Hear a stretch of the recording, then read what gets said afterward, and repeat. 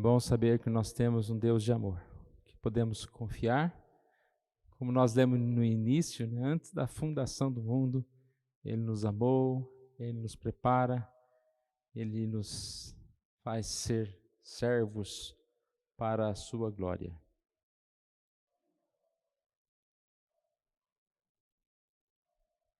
Nós vamos continuar nosso estudo de confissão de fé. E hoje nós vamos estudar o capítulo 10.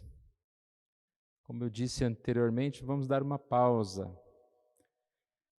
Não sei se essa pausa vai ser muito grande. Penso em voltar a estudar o livro de Juízes, depois que nós estudamos até a morte de Gideão. Vamos continuar um pouquinho lá aquela história.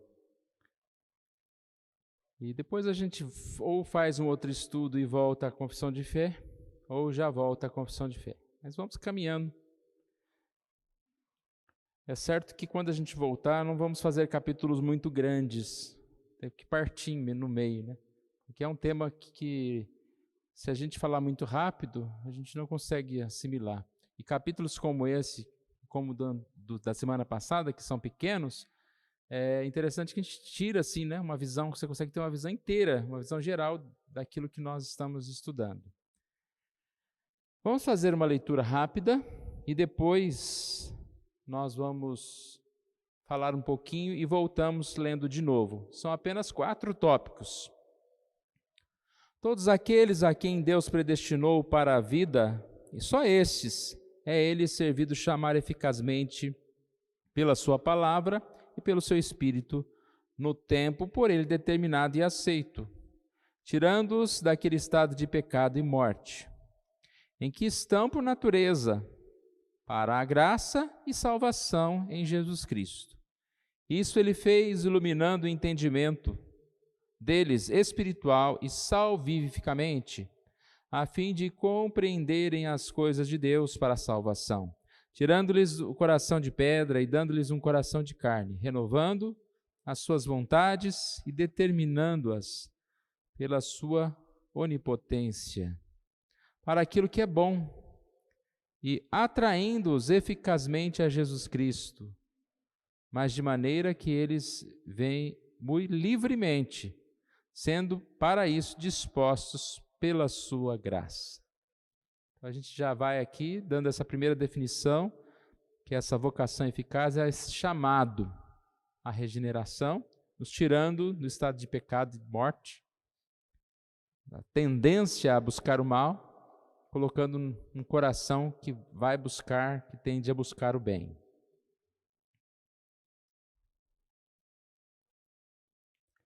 Dois, esta vocação eficaz provém única da livre e especial graça de Deus, não de qualquer coisa prevista no homem.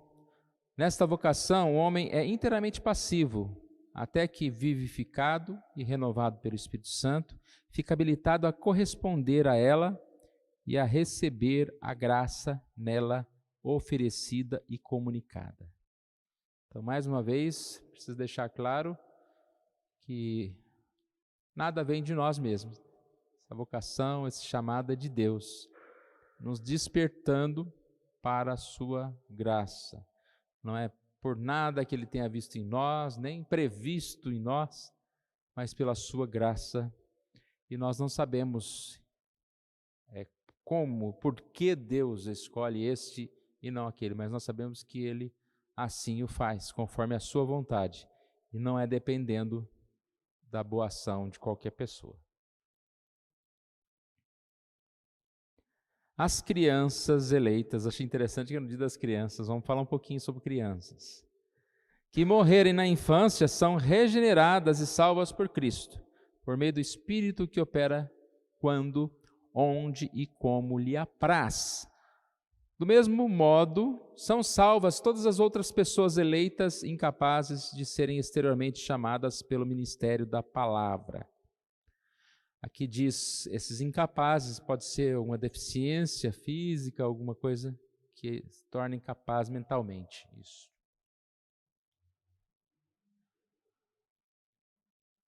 Os não eleitos, ainda que sejam chamados pelo ministério da palavra, e tenham algumas das operações comuns do Espírito, contudo jamais chegam a Cristo e, portanto, não podem ser salvos. Aqui, quando ele diz chamados ao ministério, é a ideia de que muitos não eleitos vão ter alguma experiência religiosa, né? Vão participar de alguma igreja, vão ouvir de Cristo. A Bíblia diz lá que muitos me dirão, Senhor, Senhor, né? E diz, eu não vos conheci. Então, existem os não eleitos. Estes não podem ser salvos, muito menos poderão ser salvos por qualquer outro meio. Os que não professam a religião cristã, por mais diligentes que sejam em ordenar sua vida de acordo com a luz da natureza e com a lei da religião que professam, asseverar e manter que o podem e muito pernicioso e detestável. Ele fala a respeito de alguém que anda corretamente, né? Isso aqui é uma questão muito complexa para nós, porque a gente fala, fulano é tão bonzinho, faz tão bem a sociedade, o mundo, parece que é melhor do que o cristão lá, mas existe o eleito e o não eleito. Se a gente começar a questionar esse tipo de situação, a gente vai questionar até a questão de alguém não ser eleito, né? Porque aí na nossa cabecinha, não, tem que ser universal, vamos salvar, Deus deveria salvar todas as pessoas. E eu sempre digo, quando a gente pensa assim, a gente lembra que Deus deveria mandar todos para o inferno, né? Essa é a bondade de Deus em salvar e escolher aqueles em quem Ele quis. Essa visão aqui, ela é complicada no mundo de hoje, porque o mundo de hoje, cada vez mais, a ideia é, não, isso aí, todo mundo, só aquele muito ruim mesmo, né? Um dia eu vi um pastor desses modernos aí, falando isso, para a pessoa não ir para o céu, tem que ser muito ruim mesmo, aquela pessoa lá, tal. Ou seja, não depende de conhecer a Bíblia, ou de ir à igreja, não, Deus salva. Sabemos que não é bem assim, ou não é assim. Pedir para o Thales colocar lá no primeiro de novo, e a gente vai recomeçar daqui a pouco. Então, o que eu quero falar com os irmãos? Baseado nisso que nós ouvimos, nesse tema, vocação eficaz, nós entendemos que existem reações diferentes à pregação do Evangelho. Você prega o Evangelho a um, esse responde positivamente. Você prega o Evangelho a outro, pode deixar no anterior. Você prega o Evangelho a outro, esse já rejeita o Evangelho. Tem aqueles que simplesmente ignoram, aqueles que são contrários fortemente, ou aqueles que aceitam o Evangelho mais ou menos. Mas a gente sabe muito bem a diferença entre o verdadeiro cristão, no sentido de que aquele que ele vai participando desse processo, né, de vocação, conversão e a santificação, justificação, um processo que vai até a glorificação, né? Um processo que a gente chama, né, de ordem salutis, da ordem da salvação. E o outro que apenas teve um contato aqui ou outro lá, mas não se converteu. Então, qual é a diferença? Por que existem diferentes reações à pregação? Exatamente por esse tema. Porque uns foram chamados, salvos, ou houve a vocação eficaz, a ação do Espírito Santo tocou nessa vida, ele foi chamado para isso, e outros não. E esses que não são chamados, eles podem ouvir, eles podem até ter alguma experiência cristã, mas eles não vão ser verdadeiros convertidos. E aí, se a gente tem uma vocação que é eficaz, a gente tem uma vocação chamada vocação geral. Então, há essa divisão, vocação geral e vocação eficaz. O que seria essa vocação geral? A vocação geral, ela está relacionada e estendida a todos os homens que ouvem essa palavra de Deus. Só que ela é um ouvir externo, ou é um ouvir que não atinge a totalidade. Uma boa explicação, ou um bom exemplo para a gente explicar essa vocação geral, é a parábola da semente lá. Foi pregada entre os espinhos, pregado na terra. É a parábola do semeador. E depois fala que aquela que caiu na boa terra, essa vai frutificar. As outras receberam sementes também. Chegou a crescer lá uma coisinha, depois morreu. Mas a única que foi realmente que vingou, foi a que caiu numa boa terra. O que seria essa boa terra? É um coração que passou pela vocação eficaz. Os demais é uma vocação geral. Eu vi um pastor usando o versículo de Mateus 11, 28, quando diz: vinde a mim todos os que estáis cansados e sobrecarregados, eu vos aliviarei. Ele falou: esse versículo é só para o crente? Não, vinde todos. É a ideia de que a palavra, de que Deus, Ele traz refrigério a esse mundo. Quem que traz paz a esse mundo? É Deus. E Deus traz paz só ao cristão? A paz real, verdadeira, perfeita, só ao cristão. Mas muitos estão aflitos e ouvindo a palavra, ouvindo alguma coisa, no sentido dessa vocação chamada geral, eles recebem esse descanso. Deu para entender? Se tiver pergunta, irmãos, faz pergunta, porque assim, é um tema pequeno, então assim, às vezes a gente fala, está 20 anos na igreja e parece que a gente é coisa nova, né? Eu falo que às vezes para mim é coisa nova, porque a gente vai estudando um pouquinho mais, ou relembra ou é novo. Mas eu acho que é bem claro, né? Deus está no mundo, e essa bondade de Deus é chamada de vocação geral. Alguns simplesmente têm uns respingos. O sol vem sobre justos e injustos, a chuva cai lá e cá. Isso é bondade de Deus na terra. Não é só o cristão que recebe, é uma vocação geral. Mas essa vocação eficaz, ela vem para o cristão. Então, o que seria essa vocação especial ou eficaz? É quando Deus muda o coração, quando Deus, assim, transforma a nossa vida. Lembra que nós estudamos na semana retrasada, né? No capítulo 9, nós falamos bastante sobre que o homem tem liberdade para agir, livre-arbítrio, e que essa liberdade é liberdade. A diferença está em que o homem cristão, ele tem esse desejo para fazer o bem. E o homem não cristão, o seu desejo é inclinado para fazer o mal. Então ele é livre. Agora, quem colocou esse desejo no cristão para fazer o bem? A vocação eficaz. Então, os teólogos, eles separam entre vocação, que é a mesmo que regeneração, da conversão. Há uma separação. Primeiro há a vocação eficaz, que ela opera o quê? A regeneração. Aquele coração que era de pedra, pela vocação ele se torna um coração de carne, ou seja, ele é regenerado. A partir daí ele está pronto para a semente, que é a palavra de Deus, e aí vai brotar a conversão. Então, primeiro, você percebe alguém que começa a participar da igreja, ela está com o coração aberto à palavra. E aquela pessoa, primeiro, ela tem que ter o coração aberto à palavra para depois ouvir a palavra. Mesma coisa a gente vê pessoas que vêm para a igreja e elas estão com o coração fechado. Talvez vieram porque, vou lá, achar que é bonitinho, ou que o meu familiar pediu, eu quero que meu filho cresça na igreja. Mas o que acontece com essas pessoas? Ela ouve a palavra, aquela semente não vai acontecendo nada, e ela some. Ela vai sair da igreja. Então a gente já viu várias vezes isso acontecendo, porque aquele coração, aquele solo é duro. E aí a gente está sempre falando, né, a respeito do mundo, como é triste a gente ver as pessoas que não conseguem compreender as coisas de Deus, mas eles estão cegos, não há como. A explicação é muito clara, porque para a gente, você vê uma coisa e você fala, gente, isso é errado. Não é assim. Mas porque você tem um coração transformado, você ouviu a palavra, você recebeu a palavra, enquanto que outros não têm isso também. Então, nós temos essa liberdade, e a regeneração é esse efeito produzido pelo Espírito Santo na vocação eficaz. Então, a vocação eficaz tem um efeito que chamamos de regeneração.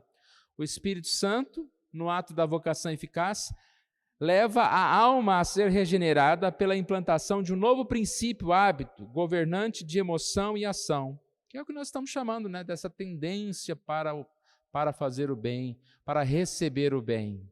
Quando nós vamos na igreja e ouvimos uma palavra, se nós não estivermos com o coração bom ou preparados para aquilo, a gente não vai entender, a gente não vai participar. Agora, quando a gente está já, né, assim, com esse coração desejoso, não, eu vou lá na igreja, eu quero ouvir uma palavra, eu vou participar, eu vou ouvir os cânticos, tudo, né, que a gente ouve, cada palavra, eis-me aqui, Senhor, tudo serve para a gente, porque a gente está assim preparado. E quem coloca isso no nosso coração? É Deus. Deus. Não é porque os nossos programas são bem feitos, o que a pregação, o que o pastor é bom, não é. É porque o Espírito de Deus abre o nosso coração para ouvir a palavra. Então a palavra é sempre boa, a não ser que não seja a palavra, né? Você cantar outra coisa que não seja a palavra, ou pregar o que não seja a palavra. Mas nós recebemos essa palavra.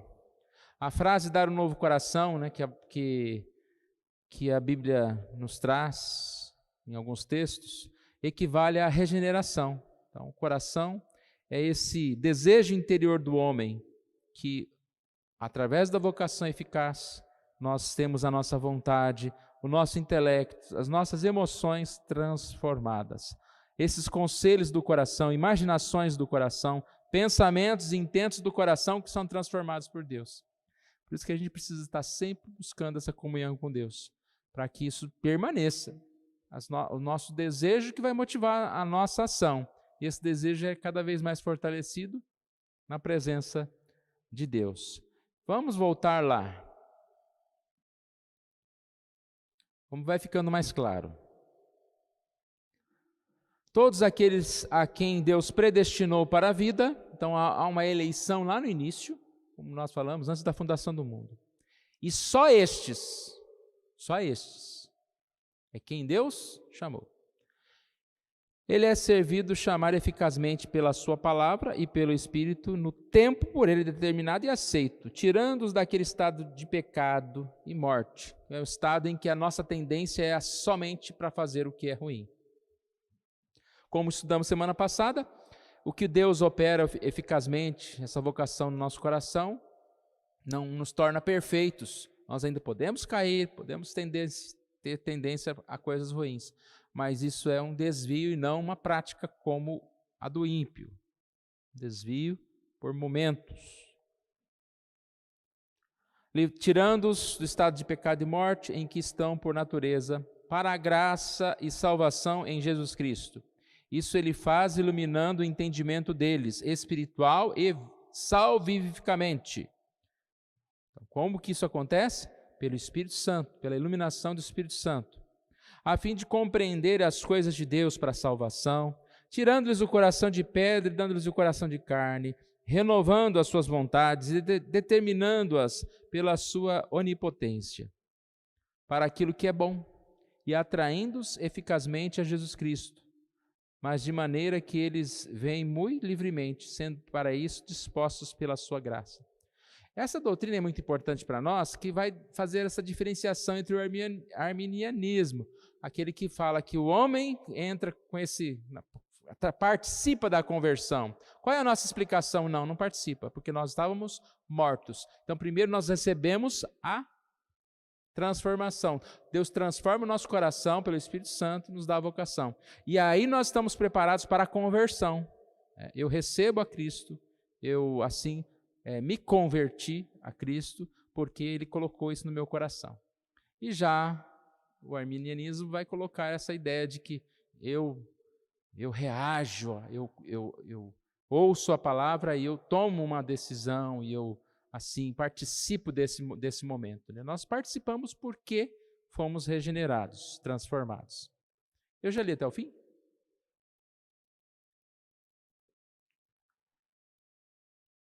Tirando-nos o coração de pedra, dando-nos o coração de carne, renovando a vontade pela sua onipotência. Isso, li até o fim. Vamos passar por cima aqui bem rapidamente nos versículos. Aqui fala sobre essa questão da sequência, né? Predestinou, chamou, justificou, glorificou. Ou seja, toda a nossa vida tem esse estágio, né? De regeneração, conversão, e aí justificação, santificação. É um processo até o dia da glorificação.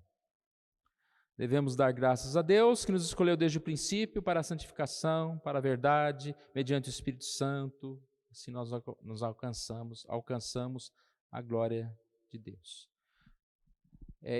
Doutrinas básicas, irmãos. Se a gente não crê na palavra, se a gente quiser crer na palavra só uns pedaços ou outros, nada, não adianta. Então, quando a gente crê na palavra como ela é isso que ela fala. Ela fala que tem o santo, o salvo, e ela fala que tem o ímpio, aquele que vai para o inferno. E ela fala que o santo, o salvo, ele depende de quê? De Deus. Não é da bondade, não é das boas obras. Ninguém é salvo por boas obras, mas depende de Deus. E aquele que se perde, ele se perde por quê? Por causa do princípio, Adão e Eva, pelo pecado que entrou no mundo, e a morte entrou no mundo. Então não há como desfazer isso. Você já nasce em pecado, desde criança é pecador. E aí, a gente vai chegar lá na criança daqui a pouco.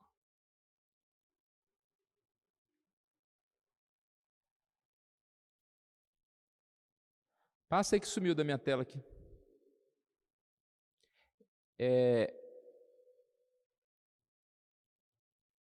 Eu tinha lido aquele anterior. Volta lá para mim, por favor. Li. Pode passar para o próximo.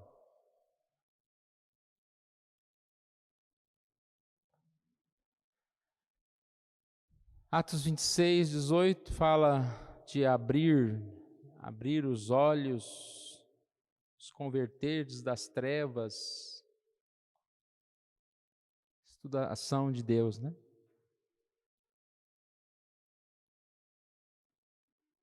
A fim de que recebam remissão de pecados, herança entre os que são santificados pela fé em mim. Dar-vos-ei coração novo. Então, todos os textos que reforçam aquilo que nós estávamos dizendo. Esta vocação eficaz provém unicamente da livre e especial graça de Deus. Já falamos isso bastante, né? Então, eu creio que a gente não tem problema com isso, como presbiteriano, como a maturidade que nós temos na nossa vida, mas é bom frisar isso, porque muitos têm dificuldade com isso. E às vezes a gente não tem dificuldade com essa teoria, mas na prática parece que a gente está sempre querendo, eu vou fazer o bem, né? Porque assim eu estou garantindo o meu lugarzinho lá no céu, né? A gente faz até uma comparação. Nossa, essa semana Deus não vai me abençoar porque eu falei mal do não sei quem e tal. Realmente existem consequências do pecado, mas não é nessa lógica que muitas vezes nós fazemos, né? Como uma criança que quer ganhar um presente, aí vai fazer tudo direitinho. Aí ganha, aí vai ser mal criado. Então não é bem assim que funciona com Deus. Porque se dependesse da gente fazer tudo direitinho para ganhar algum presente, né? Estava difícil. E quantas bênçãos nós recebemos. E às vezes em momentos em que a gente está menos merecendo, entre aspas, né? Porque a gente nunca merece. Mas tem tempo que a gente está mais ruinzinho, assim, sabe? Aí de repente vem uma bênção. Infelizmente o contrário também acontece, né? Às vezes a gente está cometendo vários pecados, aí parece que a vida só melhora também, ou só piora, não sabemos, né? Então, é Deus que faz todas as coisas, segundo a sua boa vontade. Esta vocação provém única da livre e especial graça de Deus, não qualquer coisa prevista no homem. Nessa vocação, o homem é inteiramente passivo, até que vivificado e renovado pelo Espírito Santo, fica habilitado a corresponder a ela e a receber a graça nela oferecida e comunicada. Então lembra, ele é inteiramente passivo no sentido de que antes da vocação está morto.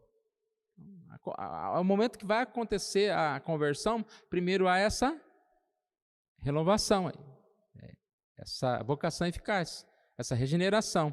A partir daí, renovado pelo Espírito Santo, nós somos habilitados a corresponder à graça, sim, que é o processo de santificação da nossa vida. Nós fazemos o bem, andamos no caminho do bem, né? Ou seja, há uma mudança de vida. É muito bom quando você vê uma pessoa que muda a partir desse momento da conversão, que tem novas atitudes porque foi transformado. Deus nos salvou e nos chamou com santa vocação, não segundo as nossas obras, mas conforme a sua própria determinação e graça, que nos foi dada em Cristo Jesus antes dos tempos eternos. Então, quando a gente fala que a salvação não é pelas obras, a gente não está falando uma teologia de um teólogo, é a Bíblia que fala. Olha que texto claro, 2 Timóteo 1,9. Nos salvou e nos chamou com santa vocação, não segundo as nossas obras, conforme a sua própria determinação e graça,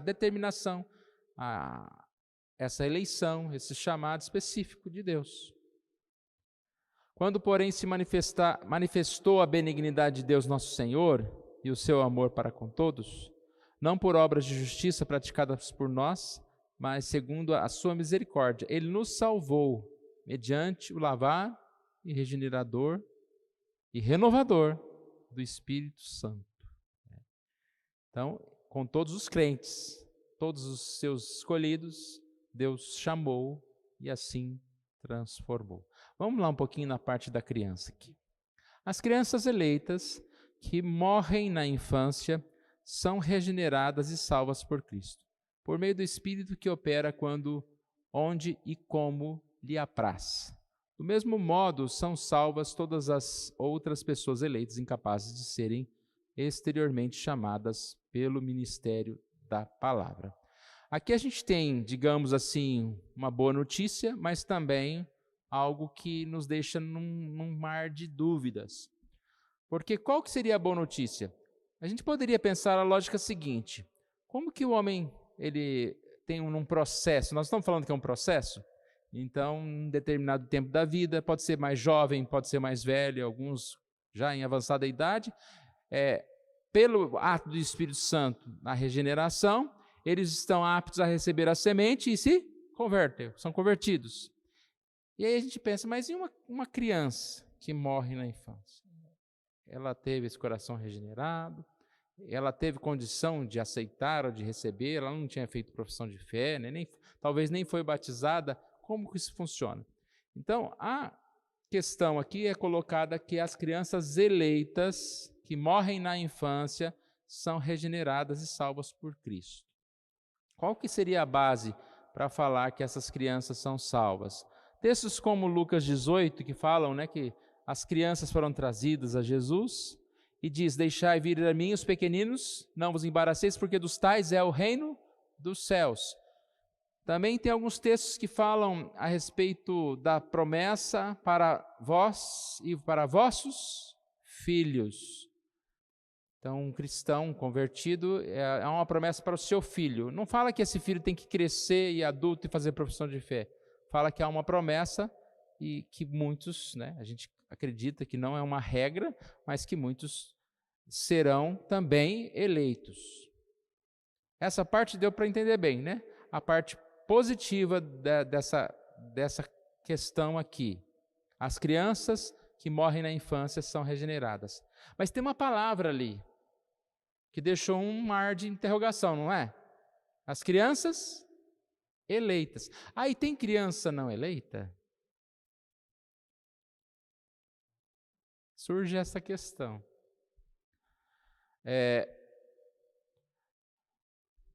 Pastor Heber Campos um dia disse o seguinte: ele acredita que as crianças que morrem na infância, não porque são crianças, isso é importante. Até as crianças falam, criança não tem pecado, não, criança tá tudo certo. Não. Criança é pecador. Tanto que ela vai crescer um dia e vai ser um pecadorzão, né? Antes ela é uma pecadorazinha, um pecadorzinho, depois ela vai ser um pecadorzona, um pecadorzão grandão. O fato não é ser criança, o fato é ser eleito ou não eleito. Então, o que o Weber falou, ele disse o seguinte, que isso não tem na Bíblia, mas a gente pode pensar nisso, que quando morre criança, Deus conhece tudo desde a fundação do mundo, sabia que aquela criança, sei lá, de um dia, né, morreu, ou morreu um bebê, ele crê que é um eleito. Mas dá essa margem, porque a gente, irmãos, a gente tem aquela ideia, sempre querer ser Deus, né? Para querer apontar, esse tem que ser salvo, esse não, esse é bonzinho, esse não. A gente, de certa forma, como eu disse há pouco, ficaria indignado. Mas como que essa pessoa tão bondosa não é salva? E até uma dificuldade nisso, que você nunca vê num velório alguém falar, não, esse homem aqui não era convertido, não tinha profissão de fé, então foi para o inferno. Ninguém fala isso. Fala, não, porque ele cria muito em Deus, né, amava muito a Deus. Será? Então, como que a gente vai falar isso? Primeiro, não compete a nós dizer que é quem que é ou quem que não é. Mas o que a gente sabe, que a Bíblia ensina, é que o eleito vai para o céu e o não eleito vai para o inferno. Correto? Concordamos com isso, não é? Agora, quem são os eleitos e os não eleitos? Compete a Deus, só Ele que sabe quem são. Se são da nossa família, se é o nosso filho, se é o nosso pai, ou se é uma pessoa da cidade. Até a questão do ruim, né? Não, esse tem que ir para o inferno, não é possível. Deus que sabe. De repente ele tem um serial killer lá que matou não sei quantas pessoas, 1.000 pessoas, exagera, matou não sei quantas pessoas. Pode ser um eleito? Não sabemos. Deus que sabe. Se Deus assim quiser, né? Nós achamos que não. Tem frases, né, que falam a respeito de questões como essa. A gente ouve muito, e às vezes a gente, como cristão, não devia fazer isso, mas até faz, né? Eu não. Faz pegar uma pessoa e falar, não, isso não tem jeito, isso não tem merece morrer, merece ficar preso. Quantas vezes, né, a gente ouve falar que uma pessoa que cometeu certo crime, agora está andando na rua ali, mas a lei brasileira diz que era tantos anos que iria cumprir e andar na rua. A pessoa cumpriu.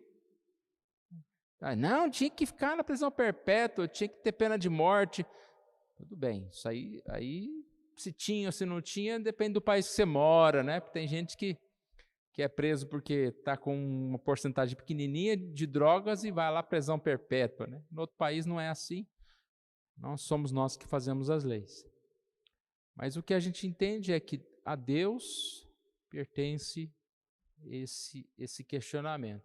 E da mesma forma, esses incapacitados, né, no sentido mentalmente, ou alguém que não teve essa condição, mesma frase, eleitos serão salvos.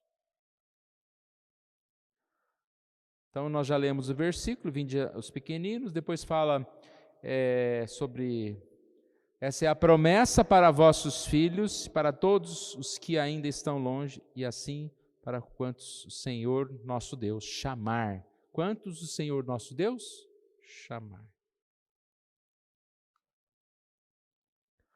Os não eleitos, ainda que sejam chamados pelo ministério da palavra e tenham algumas das operações comuns do Espírito, contudo jamais chegam a Cristo, portanto não podem ser salvos.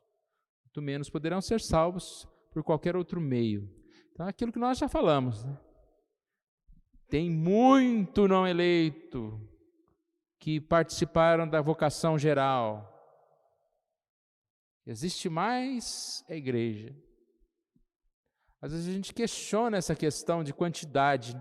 Parece que tem menos evangélicos, menos salvos do que não salvos. A Bíblia fala sobre multidões, sobre muitos convertidos, mas quando a gente olha nos estados, no geral, né, aparentemente é bem menos.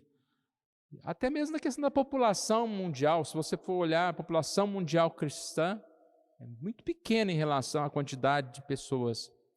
E dentro desses, ainda existem esses que são apenas chamados para um ministério, ou até se tornaram líderes ou participaram de alguma igreja, mas isso não é garantia de salvação, e sim a conversão.